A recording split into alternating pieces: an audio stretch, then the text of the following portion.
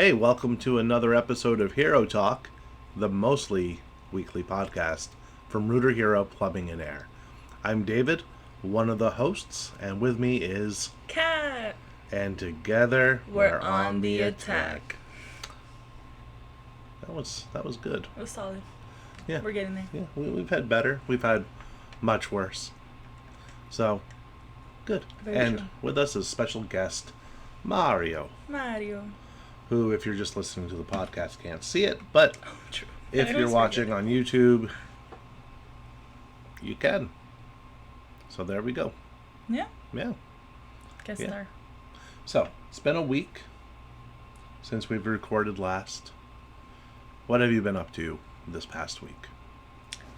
What have I been up to? I started a new book. Okay. I think I'm on like page 30 because I'm doing like that 10-page a day thing. And I'm trying to drink a lot more water Oh, good. to stay hydrated. Me too. I know, I see your gallon. Oh. Ooh. That's insane. Yeah. I feel like it's the equivalent, but since it's in this, it's like less. Yeah, I it's drink less. 7 of these. Oh. Yeah, that's a lot. Yeah, right? How big is that cup? It's 30 liters. Mm. We should do the math. See if it's equivalent. Yeah. After. Yeah. Is it 30 ounces? Yeah, did I say liters? I'm yeah, sorry. that would be freaking huge. That would be like a lake. No, sorry. 30 ounces. What have you been up to? Not much. I tried to go see the new Insidious movie over the weekend, but it was all sold out. Or there'd be like 5 seats left, but none of them were next to each other. Oh, they were all scattered? That's Yeah. so annoying. And it was just like, okay. Every single other movie that's out, plenty of seats. Yeah. Not that one. I cannot do scary movies. Well, I wouldn't call Insidious a scary movie. It's more like a silly movie. It's a terrifying movie. Okay. All right. Alright. I enjoyed it. The other ones in the series, because they were silly. That's crazy. Oh, we're now in a weird house. I literally would not be able to sleep for like a week. Why? Just like thinking about it, it's just terrifying. You- I just can't do scary movies like Annabelle. Oh, Annabelle is like, The who's Conjuring. afraid of a doll? What if this thing came to life right now and just... It would be Mario. I wouldn't be My car. afraid of Mario. Especially if it was that big. True. I'd just kick him. I don't know. They're just... Do you believe in that kind of stuff? Like haunted dolls and... I try just to ignore it. Neither believe nor not believe. There is a rumor that this building that we're in right now I know. is haunted. And I don't think it's a rumor because we're across the street from a cemetery, so... It might be, but I haven't seen any... Okay. Yes, we have, David. When? We literally caught something on camera one time. Oh, that thing I posted? Yeah. Okay. All right. So for context, nothing to do with today's episode. Nothing at all. Like, people would hear like these sounds like a keyboard clacking or, something in the ceiling, stuff like that. And yes, it could all be explained by, hey, this building's kind of old. Right? Yeah. But, ghosts. And so, one night, I was looking at the cameras at home on my phone, and just going through them all, just making sure. And suddenly, my wife would glance at my phone, and she was like, "What is that?" And I was like, "Okay, let's see what this is." And in the hallway, stood a figure that looked like an old woman. And you couldn't even see their eyes. And you couldn't see their eyes. And at that time of the night when I was looking, there should not have been anybody there. Exactly. So yeah, spooky. In reality, and I'm going to show how the sausage is made. Yes, that is a real picture, unedited. But it is a table with a fruit basket at one end. Huh? That's what it was. What do you mean? The picture that looked like the ghost of an old woman on the camera was a table with a fruit basket on one end of it. No way. After we record, I'll show you the. I need to see that. Yeah. Okay. Yeah. It's somewhere on Discord. Like I posted it like 5 times whenever we get a new wave of people. So. That's insane. Yep. So. But it terrified every single person in the office. Yes. Yes. Were you a little like... At first, I was like, "Oh, that's weird," and then I was like, "Wait a minute. Let me do some investigating." I know that's what crazy. that is." I never knew that. Yep. That makes me feel a little bit better. But just know I still will never be here at night. Once it turns dark. Well, it doesn't turn dark until like 8 o'clock now anyway. Right now. Happy summer. Happy summer. I don't like the summer. But we won't talk about that. Mm-hmm. Summer's okay. It hasn't been that hot yet, so. Literally, it's going to be 100 degrees, like, I think all week. Into next week. Southern California. What do you want? I like 70 degrees, like, well, chill. Yeah, that would be cool. But that's not in the cards. So, I know. unless, we ramp up global warming or something. And Let's not do that. I'll Okay. appreciate the heat for now. All right. All right. What are we talking about today? All right. Today, I wanted to talk about customer-centricity, Yes. both when it comes to businesses and marketing. Okay. So, Let's do it. all right. Customer-centricity. What is it? What is it? Well, like it sounds, right? It's being customer-centric, right? And not just saying it. It's more like being it, living it, having doing it, having it at the center of everything that you do, right? The more customer-centric a company is, one, the longer they tend to last. True. And two, the better it usually is for the employees that work in that business. So, now, I'm a big fan of Colin Shaw. Colin Shaw is, well, he has a podcast called, like, Beyond Philosophy, which is a weird name for a customer service podcast, right? Yeah. But I get it. And he identified 4 kinds of businesses in the world. Okay. And most of these businesses, they either settle on one of these 4 or they transition through. Through all of them. The categories. Yeah. Okay. So the first kind is naive. And I've been talking about this for so long that I've rolled it into like the new hire training for CSRs and dispatchers and stuff. But the naive companies are the first ones. They're focused 100% on what is good for the company, right? They don't understand or even care about the importance of customer centricity. They might also just, going back into the no care thing, they're like, whatever, it's a customer. Just a number. It's just someone who bought our product. Yeah. It's fine. The next step is transactional. And this one's kind of self-explanatory. Customers are treated as transactions that need to be processed, period. Now, these people might have a customer service department, right? But the overall approach is more company and dollar-centric than it is customer-centric. They just want to make money. Right. A lot of these organizations, a lot of these businesses will talk about putting customers first, right?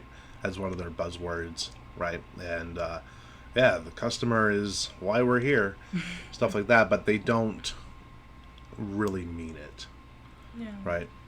And they have a very, very limited focus on customer experience, right? So these are the companies that would like make it very, very convenient for themselves, but inconvenient for the customer to do business with them. Like having it hard to pay, right? Where instead of like, going to the website or paying through, I don't know, Zelle or something like that, they they can only pay in cash or only in card, or they'd give a discount if someone paid in cash so they don't have to pay the processing fees with the credit card. Stuff like that. I see that a lot with retail stores and like opening credit cards with them. A lot of people would, but the fact that they're not allowed to pay in store, they were like, no. Yeah. They're like, no, absolutely not. Like, it's too, it's inconvenient for them to have to call or to have to send a check or whatever it is, payment method. They'd rather just, while they're shopping, just make the payment. Yeah. And I'm sure that they lose a lot of money like that. Oh, no, 100%. Yeah. So, moving on from naive and transactional, and the enlightened companies are the next ones. These are the ones that know the importance of customer experience and customer centricity. They understand the significance of the emotional aspects of the customer, right? And they're actively taking steps to include and manage that, right? Now, this is kind of like right on the crest, right on the cusp of becoming completely customer-centric and having that customer-centric culture. Because you're already starting to think about them. Yeah, exactly. And there's a big aha moment that leads into the next one, which is the natural one. So, customer centricity is intrinsic. It is baked into every action taken by that organization, right? It's embedded in every single department, no matter if it's accounting, to marketing, to sales, to the service work, to the product design, everything. It's baked right into everything, right? So, and then the customer service, customer experience efforts that they do are consistent and automatic, with the natural result being that they prioritize customers. Yeah. Right. So now, without naming names, can you think of any examples of a naive company? Of a naive company? At the top of my head, no. And that's probably like with reason, because I don't use them. Yeah. Can you think of one? Without naming names. Okay, so as an overall industry, a lot of mechanics, a lot of used car dealerships, and not the ones that do it for a regular dealership, but the ones that have like random used cars on their lot. Oh, okay. Right? Although those could fall into transactional too. But the kind that you can buy a car as is, and you drive it 3 blocks away and the engine falls out, and they're like, Sorry, we have this one here. Yeah. You want to buy this one instead? Yeah, exactly. And then there's the transactional companies. Anything come to mind? Maybe like grocery stores, kind of. Like, they're not gonna like help you in any way. Like, they don't have to like market to you. Like, they know that you need to go, so you're gonna go. Yeah. And they don't like, even if like, for example, you mentioned it before in another podcast, like where there's like only self checkout lanes and then the rest is just only one employee, like right. And even though you know it's a pain, you're still gonna have to go back because you need it. You so need to eat. Yeah. And they're not gonna do anything about it because they're still gonna make money. Right. So I would say maybe grocery stores. Yeah, and like, it might not have been like this before, but recently in the last few years, Target's definitely become that. Right. I love Target though. See, I'm still gonna go back. Yeah. But now they have like 1, or if you're very, very lucky, 2 registers open. True. And everybody's being herded towards the self checkouts. the issue with that is a lot of people use Target not only as like, you know, a department store where they buy clothes and school supplies, and I got a bone to pick with their school supply department. Their back to school sale is on, and the little like one subject notebooks last year, I was mad because they went up 10 cents, right? From 25 to 35 cents. This year, those same exact notebooks, 99 cents. What the frick? I've got another bone to pick with them.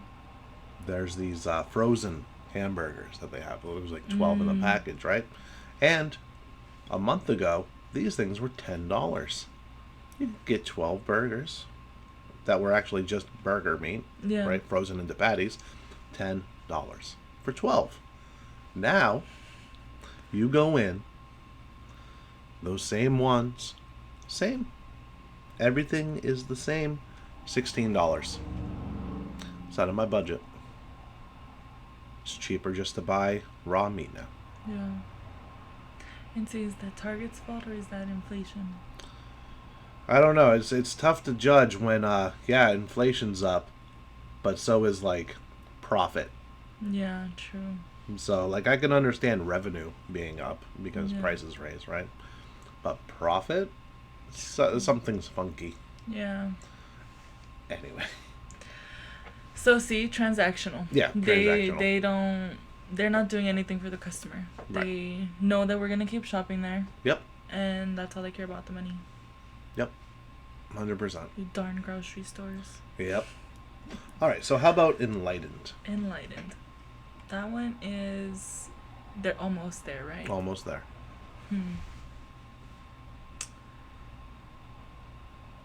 Maybe like a company that's very similar to like grocery stores or like retail stores, but they have like a reward system. Like it's probably a really bad reward system. Like Ralph's. You have to Yep. spend a lot of money to get like Anything. 10 cents off or something like that. Yep. So maybe something like that. Like they're thinking about them in that aspect, but it's still very little. Right. So maybe something like that. Yeah, no, understood. I would put Amazon there. Now, a couple years ago, I would have put Amazon in the natural category, right?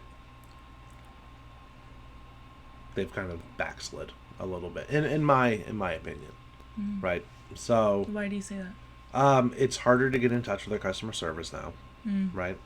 That's the big one because it used to be really, really easy. Yeah. So, yeah, that's about it. Oh. So, yeah, that's it. But they used to be so customer friendly and so customer centric that like books were written on them, right? So, Dang. yeah. But now it's just like, it's Amazon, or maybe it's just that we're so used to it now. I think it might be that because if you really do like look into it, like for example, I'm close to Kohl's, and I think that they just have like a drop-off thing there. And so if you have to return something, you can just go down the street and return it. Like you don't have to pay for anything. You don't have to print a label. You don't have to like. So it's convenience. And that printing a label thing is insane. It's annoying. It's like, what if you don't have a printer? Yeah. And they have like a QR code, and the guy just scans it, and you're done. There you go. So it's very convenient. So yeah, I think they're right in between the enlightened and the natural. Okay. All right. Cool. Do you have an example for natural? Do you? Yeah. Go for it. I want to say us. Oh. Sure. I think here at Root or Hero, we're very natural. What do you think? I think we're either at the natural state or in the enlightened state. Like right in between? Yeah. So we're getting there. We're getting there. And the thing is, it's a constant thing, right? You can reach levels of natural and then sink back down. True. Right? Even transactional companies can do it. Yeah. Where there's that one wow moment with one customer, and then it goes back to baseline. With one customer. So it's an ongoing thing that never stops. For natural, and I don't really shop there, but everything I've heard, like Nordstrom, right? with the return policy, right? What's the return policy? They'll take back anything. Oh, really? In fact, there was one, and I don't know if the story is true, but it helps me illustrate the point, so it's good. There was this woman who tried to return tires to a Nordstrom, and the person in the register was like, silly old woman, we don't sell tires. And then so the manager came over and everything, and they took the tires back because the woman bought them from a tire shop and a auto parts start that was bought out like 10 years before this by Nordstrom. Nordstrom didn't use it as an auto parts store. They converted them to like help their fleet, right? But since she bought it from that store while it was still a tire store, they were like, yeah, okay. Wow, that's cool. Yeah. Again, don't know if that's true. Oh. But I've heard it was, and I'm going with it. Nice. Yeah. So those are the 4 types of businesses, right? So let's talk about marketing. So now I think it's pretty easy to see what the naive and even the transactional marketing would be. It would be nothing but calls to action. Yeah. Right? Like the old show, you're probably too young for this one, but there was a show by John Lovitz. Again, you're probably too young to know who that is. I don't know. He was in The Wedding Singer, if that helps. You might be too young to know what The Wedding Singer is. That's fine. I'm not old. To be fair, though, I don't really watch a lot of movies. I don't anymore either.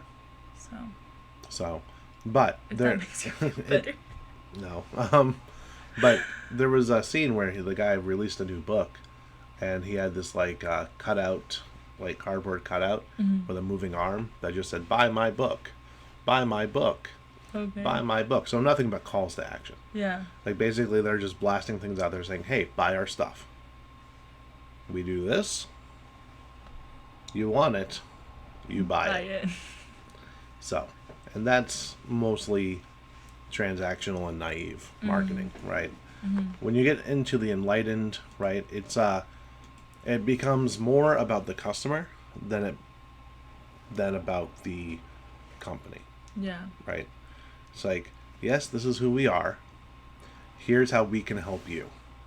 If you like that, then come on down. So, and then a lot of personalization, customization, things like that, like the ads that really speak to you. Like there was this stupid Wingstop ad that I saw, and it was like the copy on it. Like I posted it on LinkedIn, and everyone was like, "Oh yeah, I like how the picture's centered." Like, that's not what I'm talking about. When I said this touched me, I was like, read the copy. And the copy was so dumb that I started laughing and I got Wingstop the next day. Now I want Wingstop. Let's see if you can pull it up. Yeah. Let's Wingstop.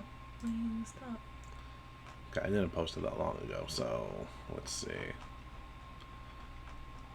I posted a lot. Oh, here it is. Alright, so the ad copy says, "Can you believe this is a Wingstop ad? Yeah, no, really, this is it. This is the whole ad. And what's crazier is they pay me to make this. Pretty sweet deal. Anyway, speaking of deals, I'm required to promote this boneless meal deal. I mean, look at it. A whole lot of stuff going down, or a whole lot of stuff down there." Referencing the picture.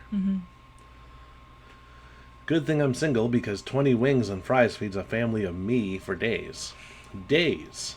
I wouldn't admit this for any other reason than attention, but I'm kind of living out my ultimate fantasy. Yeah, so anyway, buy the food. Why are you still here? Get out of here. Go." That's the copy. And I was like, that is so dumb. I love it. And now you want Wingstop because of the picture too. Yeah. It's like, but I was like, that is genius. Sorry, I got wrapped up in LinkedIn notifications there. LinkedIn. Yep. All right. So, and then natural companies naturally take it a step further than that. Mm-hmm. Right? So the marketing strategies fully revolve around the customer. It considers their needs, their preferences, and their emotions. Right? These are the I think, and I don't know how customer centric this company is, but you know those old commercials with Sarah McLachlan? The pet ones with the like dogs and stuff. Yeah. Those really pulled on the heartstrings and made people tear up, and they would donate their money to this dog foundation. Very or true. pet foundation or whatever it was. Yeah. Right? So, yeah. So, would you think Wingstop is considered like a natural? No. No? No, and here's why. And this has been true for every Wingstop I've ever been to. And this is no shade on them or anything. Because we love Wingstop here. Yep. We've had many challenges. Yep. Their atomic wings, fantastic. Although, taste-wise, mango habanero is the ultimate flavor. Mm. So, their hot honey one, though, no. That's my favorite one at the moment. You used to bash on me for lemon pepper. And now you're going to bash the hot honey rub? Here's why I don't like it. Why? Because whatever rub they put on it, it doesn't stay on. Really? For me it does. No, not at the Simi Valley ones. You have to go to the one right here by our job. It's so close. I like being like, let's not go to that one. Let's go to that one. No.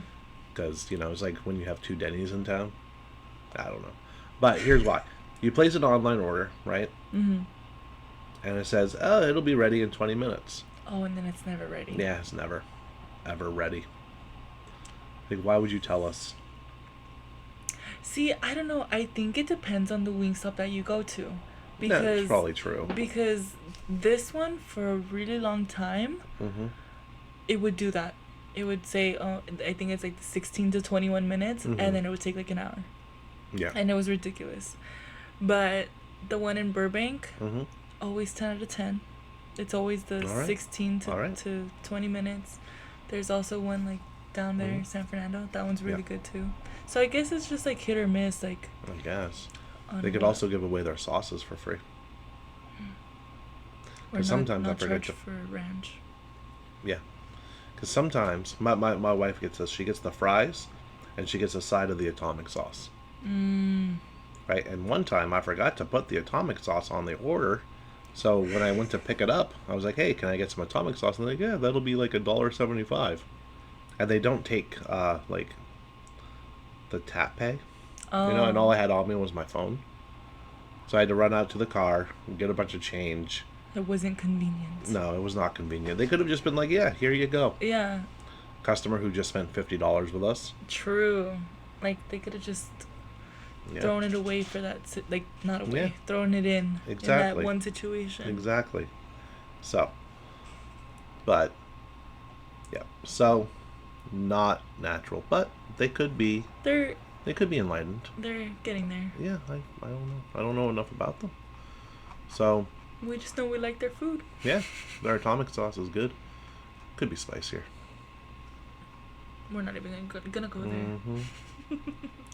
All right. So, let's talk about one more thing here. Okay. There's one question that I want everybody to ask themselves about their business. Right? And let's hear it. I'm looking for it.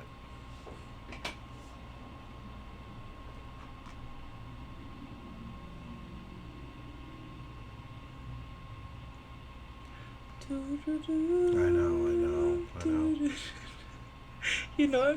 I think that's the Titanic song that I'm singing. It could be. It's the same thing. So. Aww.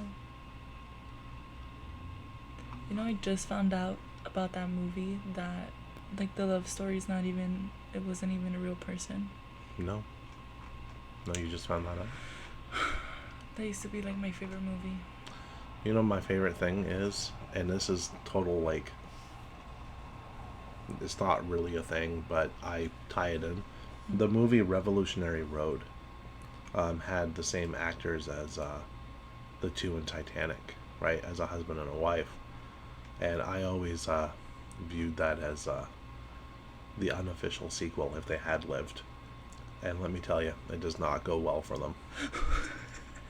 Okay. So. It has Jack and Rose, the original? Yeah. Yeah, Leonardo DiCaprio and Kate Winslet. You're gonna need to tell me that movie, and I'm gonna go home and watch it. Yeah, yeah.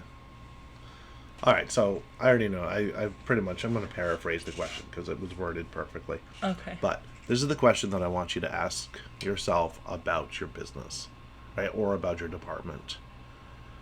Where does the customer fit in? With all the decisions that you make, with all the meetings that you have, with all the, if you want to up your prices, right, those kind of meetings, right, or new service or product rollouts, things like that. Where is the customer in that? Now, some people go as far as in like meetings, they'll have an empty chair, and that's where the customer sits, right? So anything they do has to go back to that chair. Yeah. Right. So, and James Dodkins did a video on that. I'll put that down in the show notes. But it's a good idea to help you visualize. If you're a visual person. Yeah. So, but what would the customer think? What would the customer buy if they were there, right? How would they think about your meetings, right?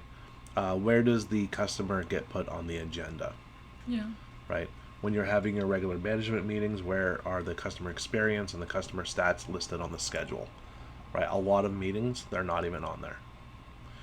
They talk about sales, which is the end result of customers. Yeah. Right? But they don't talk about the customers there. When's the last time that you, person listening, discussed the Net Promoter Score with the senior management team, right? Or any customer things that you're doing, like what are you doing for the customers, right? What is their tone, right? How are the customers coming in? Do they come in and leave happy, or do they come in kind of neutral and leave neutral? Yeah. Or worse yet, mad, right? So, and what kind of measurements have you put in place? Now, for the customer-centric marketing, the enlightened and natural ones, one of the things that you can do to get your marketing up there is to start listening to phone calls.